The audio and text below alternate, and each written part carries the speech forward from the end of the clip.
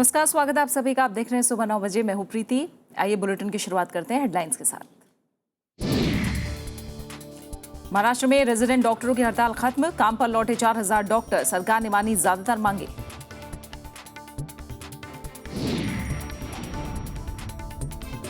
केंद्र सरकार ने पेश किया सामाजिक आर्थिक ढांचे का दस्तावेज, गांव में 56% परिवार के पास खुद की जमीन नहीं, ग्रामीण इलाकों को बेहतर बनाने की कवायद।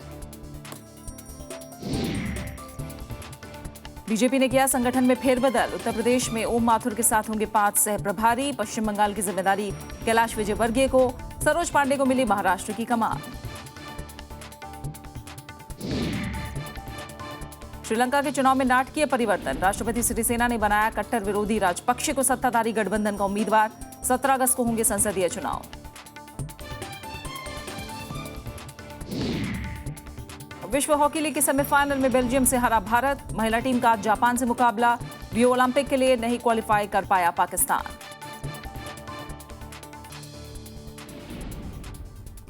महाराष्ट्र में रेजिडेंट डॉक्टरों की हड़ताल खत्म हो गई है। सरकार की तरफ से सभी मांगों को पूरा किए जाने के आश्वासन के बाद डॉक्टरों ने ये फैसला किया है।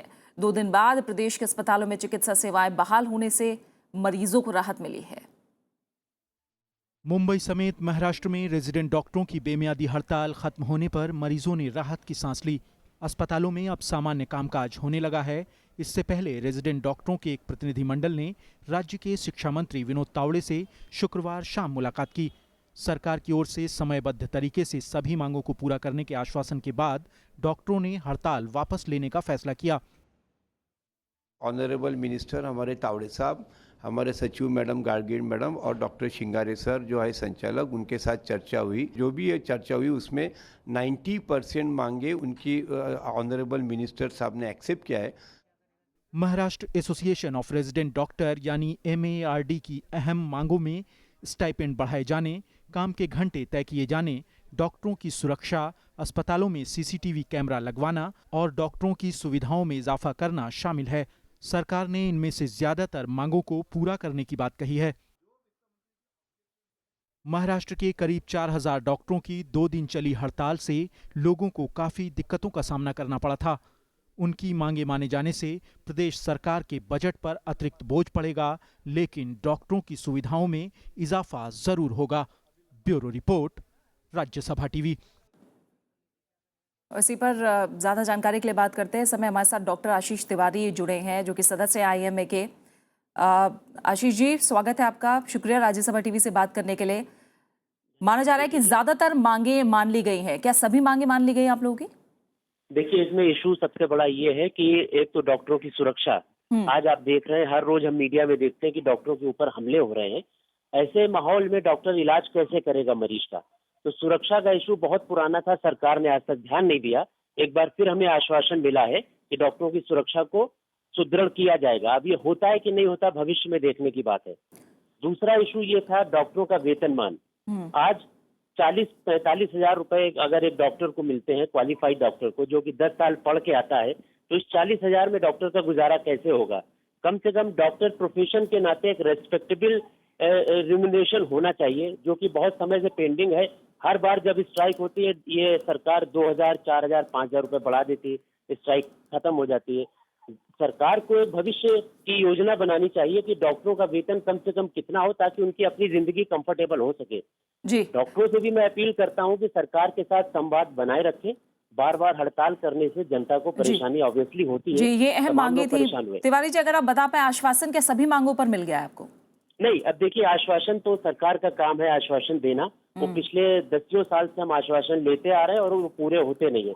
हम उस दिन मानेंगे जिस दिन जो भी सरकार ने कहा उसको पूरा करके दिखाए।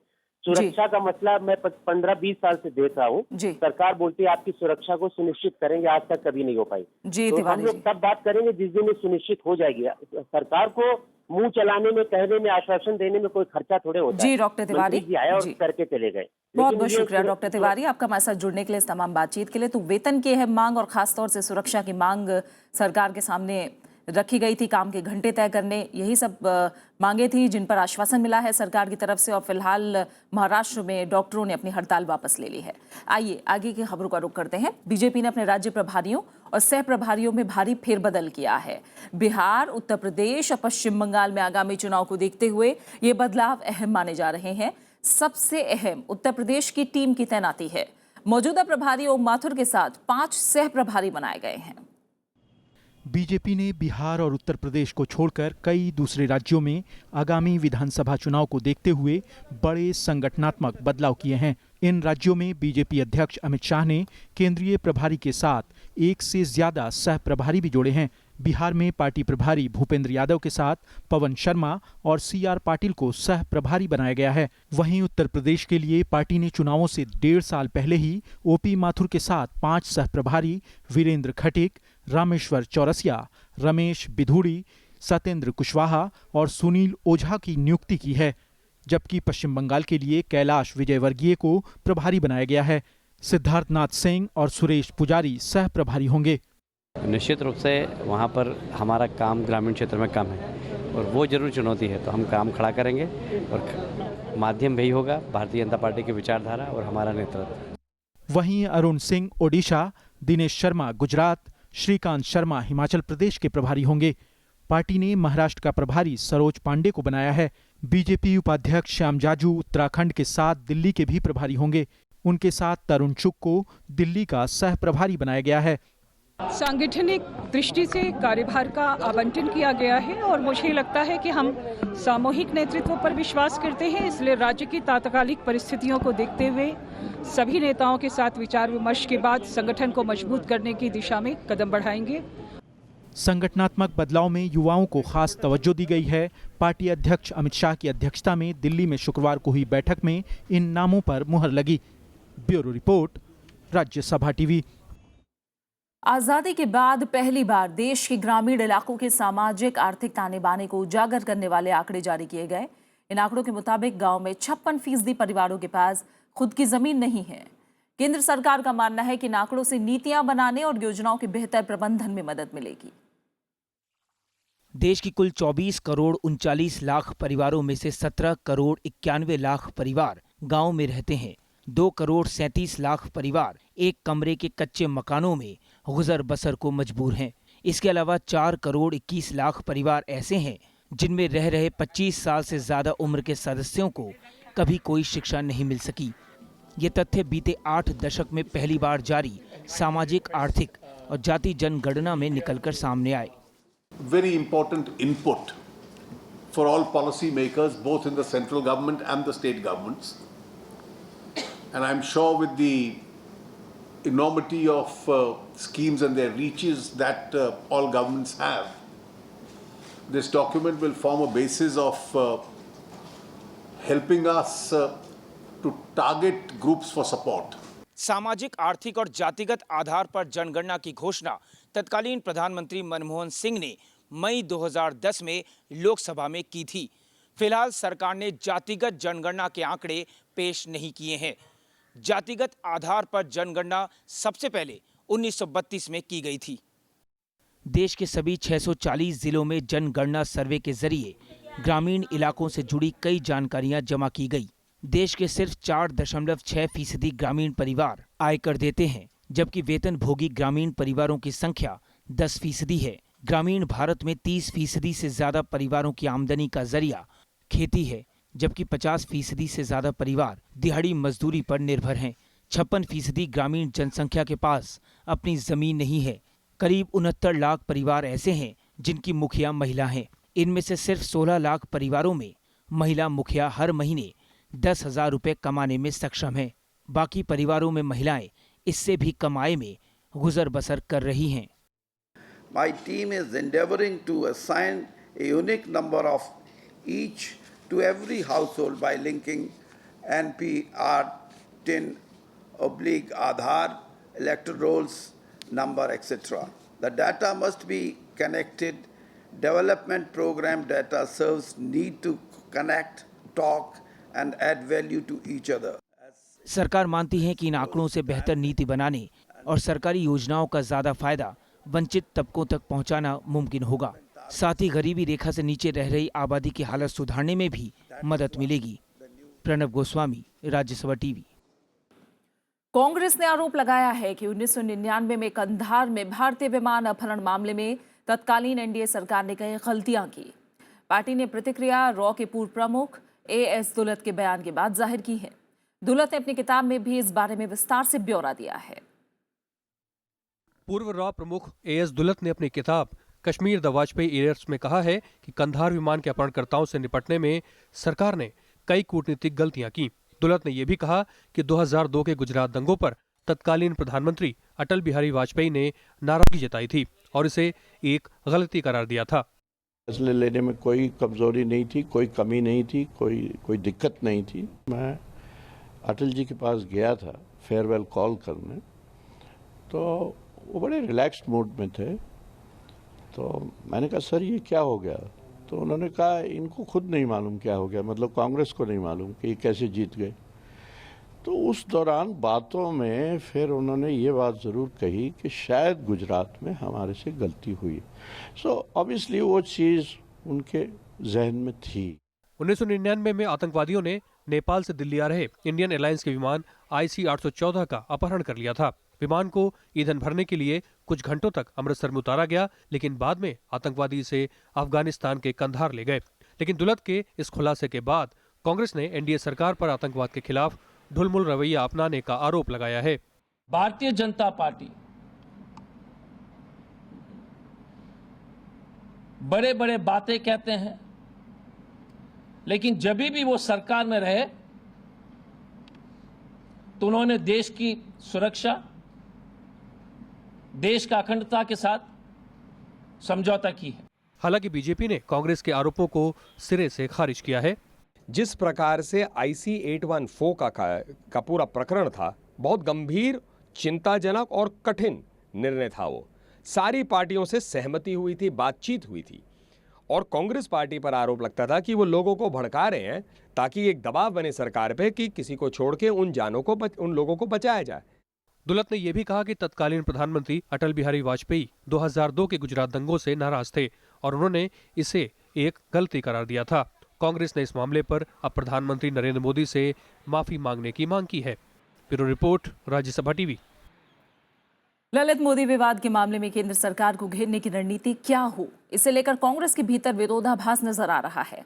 कांग्रेस ने जहां मॉनसून सत्र के दौरान सुषमा स्वराज और वसुंधरा राजे के इस्तीफे की मांग को संसद में जोर शोर से उठाने का फैसला किया है, तो वहीं पार्टी के ही वरिष्ठ नेता हंसराज भारद्वाज ने इस रणनीति को गलत बताया है। कांग्रेस ने ललित मोदी को मदद पहुंचाने के आरोपों में घिरी विदेश मंत्री सुषमा स्वराज और राजस्थान की मुख्यमंत्री वसुंधरा राजे के मुद्दे पर केंद्र सरकार को घेरने की रणनीति बनाई है। पार्टी इन दोनों नेताओं का इस्तीफा मांग रही है। पार्टी ने इस्तीफा नहीं होने पर संसद की कार्यवाही बाधित करने की भी चेतावनी दी है। हमारी जिद तो कार्यवाही की है। जिस केंद्रीय मंत्री ने नियम और कानूनों का उल्लंघन किया है, क्या उसको हक है मंत्री रहने का? लेकिन हंसराज भारद्वाज जैसे सीनियर कांग्रेसी नेता ने खुले तौर पर अपनी ही पार्टी की इस रणनीति को गलत करार दिया है। इससे असहज हुई कांग्रेस ने अब उन्हें संयम बरतने की सलाह दी है। Our only advisory would be that if he has the larger interest of the party, he would talk at the party forums, and these kind of advisories that we have been saying from time to time, it would be useful for the party if such views are expressed in the party fora. हालांकि BJP ने अभी तक ललित मोदी मामले में विवादों के बावजूद अपने सभी नेताओं का पुरजोर बचाव किया है, लेकिन कांग्रेस की कोशिश है कि 2 हफ्ते बाद शुरू हो रहे मॉनसून सत्र तक इस मुद्दे को जिंदा रखा जाए। विशाल दहिया, राज्यसभा टीवी, दिल्ली। नागरिक उड्डयन मंत्रालय ने एयर इंडिया उड़ान विवाद में केंद्रीय गृह राज्य मंत्री किरण रिजिजू को क्लीन चिट दे दी है। नागरिक उड्डयन राज्य मंत्री महेश शर्मा ने पीटीआई को बताया कि प्रधानमंत्री कार्यालय को इस बारे में जानकारी दे दी गई है। महेश शर्मा ने बताया कि 24 जून को एयर इंडिया के लेह दिल्ली उड़ान की देरी में रिजिजू की कोई गलती नहीं थी। प्रधानमंत्री कार्यालय ने नागरिक उड्डयन मंत्रालय से उन आरोपों पर रिपोर्ट मांगी थी जिनमें कहा गया था कि केंद्रीय मंत्री किरण रिजिजू ने अपनी वीआईपी हैसियत की वजह से एयर इंडिया के यात्रियों को असुविधा पहुंचाई थी। विवाद के बाद रिजिजू ने माफी मांगी थी। बाद में यात्रियों को हुई असुविधा के लिए नागरिक उड्डयन मंत्री अशोक गजपति राजू ने भी माफी मांगी थी। बीजेपी सांसद हेमा मालिनी ने जयपुर आगरा हाईवे पर सड़क हादसे में मारी गई बच्ची के लिए गहरा दुख जताया है।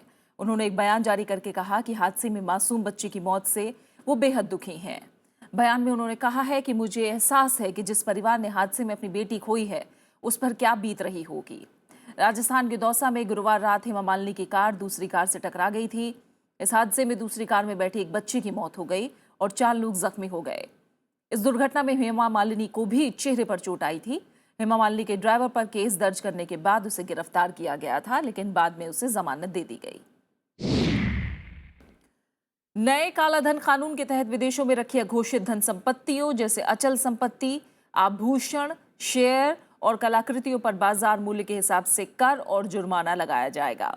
केंद्रीय प्रत्यक्ष कर बोर्ड यानी CBDT ने नए कानून के तहत नियमों की घोषणा करते हुए कहा कि सभी विदेशी आय और घोषित संपत्ति का मूल्य रुपए में निकाला जाएगा।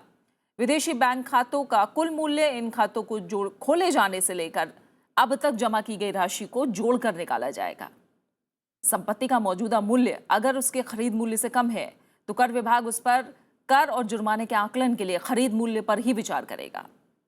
काले धन पर बना नया कानून 1 जुलाई से लागू हो गया है। इस बीच सरकार ने कहा है कि विदेशों में काला धन रखने के मामले में जिन लोगों पर कार्रवाई शुरू हो चुकी है उन्हें नए कानून के तहत मोहलत का फायदा नहीं मिलेगा। केंद्र सरकार ने विदेश में जमा काले धन का खुलासा करने के लिए 30 सितंबर तक की मोहलत दी है। सुप्रीम कोर्ट ने मुल्ला पेरियार बांध की सुरक्षा का जिम्मा CISF को देने के मसले पर केरल सरकार की राय जानने के लिए नोटिस जारी किया है। मुख्य न्यायाधीश HL दत्तू की अगुवाई वाली पीठ ने तमिलनाडु के अनुरोध पर नोटिस जारी किया। तमिलनाडु सरकार की याचिका में केरल सरकार को नए बांध के निर्माण के लिए पर्यावरण और वन विभाग से पर्यावरण मंजूरी हासिल करने की अनुमति नहीं देने की भी मांग की गई है। तमिलनाडु सरकार ने 20 फरवरी को याचिका दाखिल करके मुल्ला पेरियार बांध की सुरक्षा के लिए CISF को तैनात किए जाने की मांग की थी। बांध की सुरक्षा का जिम्मा फिलहाल केरल पुलिस के पास है। जम्मू कश्मीर के उरी सेक्टर में सेना ने घुसपैठ की कोशिश नाकाम कर दी। कार्रवाई में एक आतंकवादी को भी मार गिराया गया। हालांकि अभियान में एक जवान भी शहीद हो गया। बारामूला जिले के बोनियार इलाके में नियंत्रण रेखा के पास 3 से 4 आतंकवादियों की मौजूदगी की सूचना के बाद सेना ने अभियान शुरू किया था, जिसके बाद मुठभेड़ शुरू हुई। सेना आतंकवादियों के ठिकानों पर नजर रखे हुए थी, तभी उन्होंने सुरक्षा बलों पर गोलियां चलानी शुरू कर दी और इसके बाद हुई गोलीबारी में एक आतंकवादी मारा गया। सेना का अभियान अब भी जारी है। फिलहाल एक छोटे से ब्रेक के लिए रुक रहे हैं और ब्रेक के बाद आपको दिखाएंगे रियो ओलंपिक 2016 की टॉर्च का डिजाइन।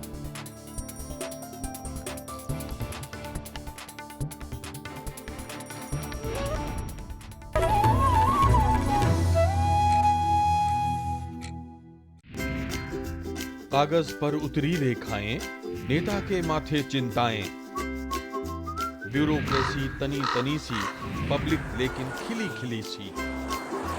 लेता है सबकी वो खबर, धारदार है इसकी नजर। नहीं बोलता ये किरदार, लेकिन सब हैं खबरदार।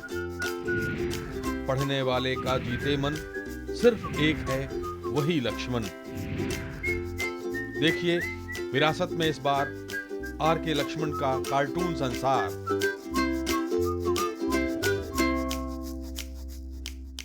कागज के 2 पंख लेके उड़ा चला जाए रे, जहां नहीं जाना था ये वहीं चला हाय रे। उम्र का ये ताना बाना समझ न पाए रे, जुबां पे जो मोह माया नमक लगाए रे। न देखे न भाले न जाने न दाए रे, दिशाहारा केमन बोका मुंटा रे। नमस्कार, मैं हूं स्वानंद किरकिरे। मुझसे मिलिए प्रोग्राम गुफ्तगू में, सिर्फ राज्यसभा टीवी पर।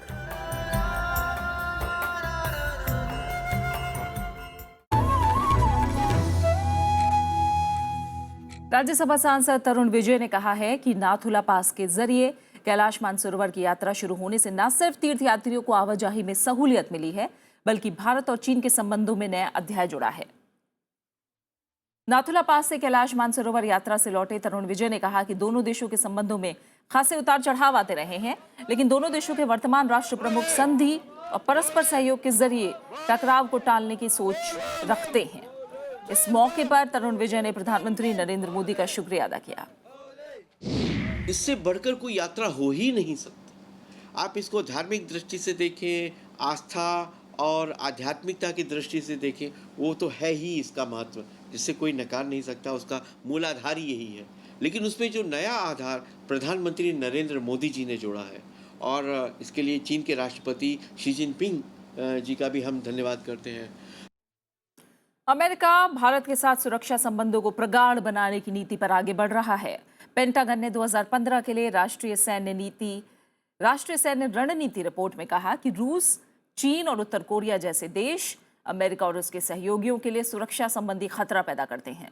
रिपोर्ट में कहा गया है कि क्षेत्रीय शांति कायम करने के लिए अमेरिका भारत के साथ सुरक्षा संबंधों को और मजबूत करेगा।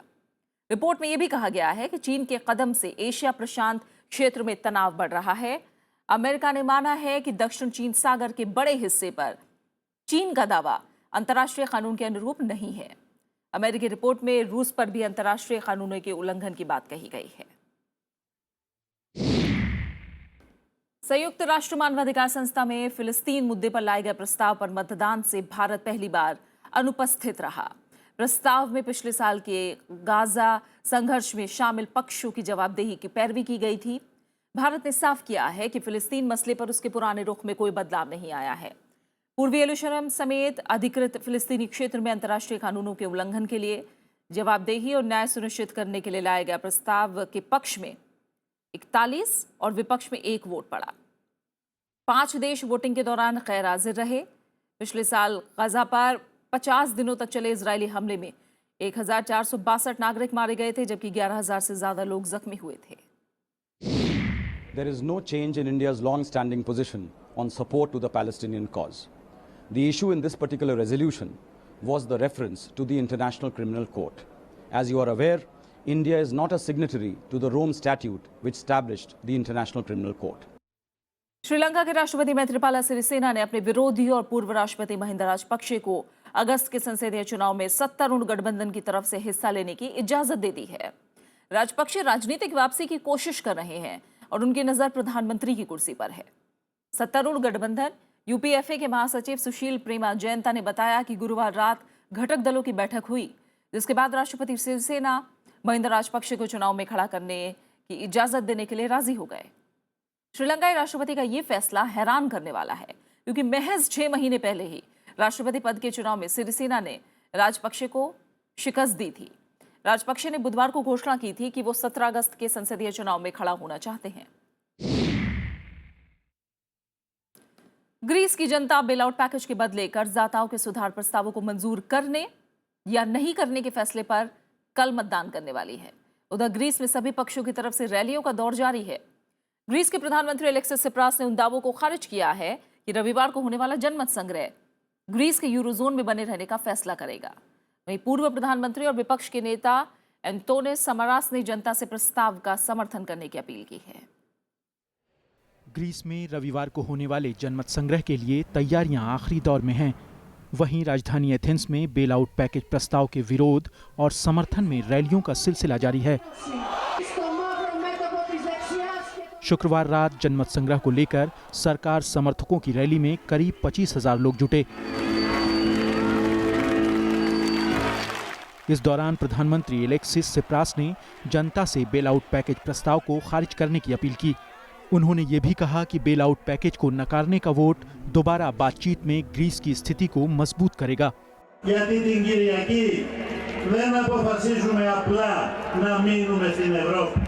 Αποφασίζουμε να ζήσουμε με αξιοπρέπεια στην Ευρώπη, να δουλέψουμε και να προκόψουμε στην Ευρώπη, να είμαστε ίσοι έναντι ίσων στην Ευρώπη. एथेंस में सरकार समर्थकों की रैली से महज 800 मीटर की दूरी पर यूरोप समर्थकों ने भी रैली की, जिसमें करीब 20,000 लोग जुटे। पूर्व प्रधानमंत्री और विपक्ष के नेता एंटोनिस समारास ने जनता से प्रस्ताव का समर्थन करने की अपील की। Καλό τον κάθε Έλληνα και την κάθε Ελληνίδα, πέρα και πάνω από κόμματα, να σταθούμε ως λαός ενωμένοι δίπλα στο ναι, για μια Ελλάδα μέσα στην Ευρώπη και μέσα στο ευρώ. Και καλώ όλους τους Έλληνες, ό,τι και αν πιστεύουν.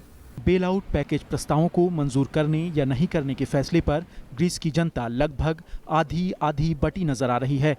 रविवार को होने वाले जनमत संग्रह में ग्रीक के जनता के फैसले की झलक सर्वेक्षणों में भी मिली। ताज़ा सर्वेक्षणों में करीब 44% लोग प्रस्ताव के समर्थन और करीब 43% लोग इसके खिलाफ नजर आए। सर्वे में हालांकि प्रस्ताव समर्थकों को 1% की मामूली बढ़त दिखाई जा रही है, लेकिन असली फैसला तो जनमत संग्रह के बाद ही आएगा। Bureau report, Rajya Sabha TV. सऊदी अरब के दम्मम में एक सड़क हादसे में 5 भारतीयों की मौत हो गई है। हादसे के शिकार सभी लोग केरल के रहने वाले थे। मृतकों की पहचान संतोष कुमार, इकबाल नुमान, तुलसी कृष्णन, रविंद्र नायर और शिव कुमार के रूप में हुई है। समाचार पत्र अरब न्यूज के मुताबिक हादसा उस वक्त हुआ जब ये लोग काम पर से वापस लौट रहे थे। मारे गए सभी लोग दम्मम में एक निजी कंपनी में काम करते थे। अखबार का कहना है कि स्थानीय प्रशासन शवों को भारत भेजने के लिए मृतकों के परिजनों से संपर्क में है। सऊदी अरब में हाल ही में हुआ ये दूसरा सड़क हादसा है। हाल ही में मक्का से लौट रहे 4 भारतीयों की ऐसे ही एक सड़क हादसे में मौत हो गई थी। बात खेल की खबरों की। वर्ल्ड हॉकी लीग में भारत को बेल्जियम के हाथों करारी हार का सामना करना पड़ा। फ्लोरेंट वैन एबुवेल के शानदार 3 गोलों की मदद से बेल्जियम ने भारत को 4-0 से हराकर FIH वर्ल्ड लीग सेमीफाइनल के फाइनल में जगह बना ली है। शुक्रवार को खेले गए सेमीफाइनल मैच के दूसरे ही मिनट में वैन फ्लोरेंट ने फील्ड गोल करके बेल्जियम को 1-0 से बढ़त दिला दी।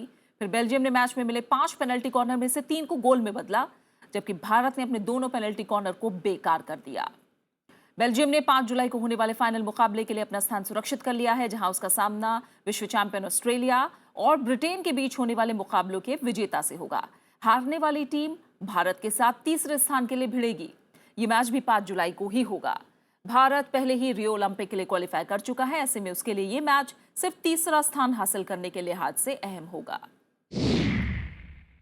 वहीं हॉकी वर्ल्ड लीग सेमीफाइनल में भारतीय महिला हॉकी टीम का मुकाबला आज जापान के साथ होगा। आज का मुकाबला भारतीय महिला हॉकी टीम के लिए बेहद अहम है, क्योंकि टीम इस जीत के साथ रियो ओलंपिक का टिकट भी पाना चाहती है।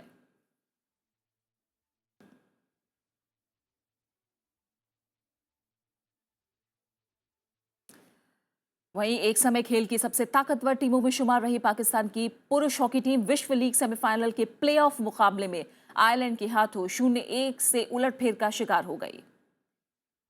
और इस हार के साथ ही पाकिस्तान की टीम अगले साल होने वाले रियो ओलंपिक का टिकट हासिल नहीं कर पाई है। बात विंबलडन की, जिसमें भारत के रोहन बोपन्ना और रोमानिया के उनके जोड़ीदार फ्लोरिन मर्जिया की जोड़ी विंबलडन टेनिस टूर्नामेंट के प्री क्वार्टर फाइनल मुकाबले में पहुंच गई है। बोपन्ना और फ्लोरिन ने ब्राजील के बेलुची और अर्जेंटीना के डुरान की जोड़ी को 7-5, 7-6, 7-6 से हराया। और अब बात ब्राजील में 2016 में होने वाले रियो ओलंपिक खेलों की। राजधानी ब्राजीलिया में शुक्रवार को हुए समारोह में रियो ओलंपिक की मशाल का डिजाइन पेश किया गया। ये टॉर्च 2016 के ओलंपिक खेलों से पहले ओलंपिक फ्लेम के साथ पूरे ब्राजील में जाएगी। सौर ऊर्जा से चलने वाले सोलर इंपल्स विमान ने बिना रुके 35,000 किलोमीटर की उड़ान भरने का नया विश्व रिकॉर्ड कायम किया है। 9 मार्च को अबू धाबी से उड़ान भरने वाले सोलर इंपल्स की यात्रा पर दुनिया भर की निगाहें थी। शुक्रवार को इसे जापान के हवाई शहर में लैंड किया गया। करीब 112 दिनों के विश्व भ्रमण के दौरान सोलर इंपल्स ने 10 मार्च को भारत में भी लैंड किया था।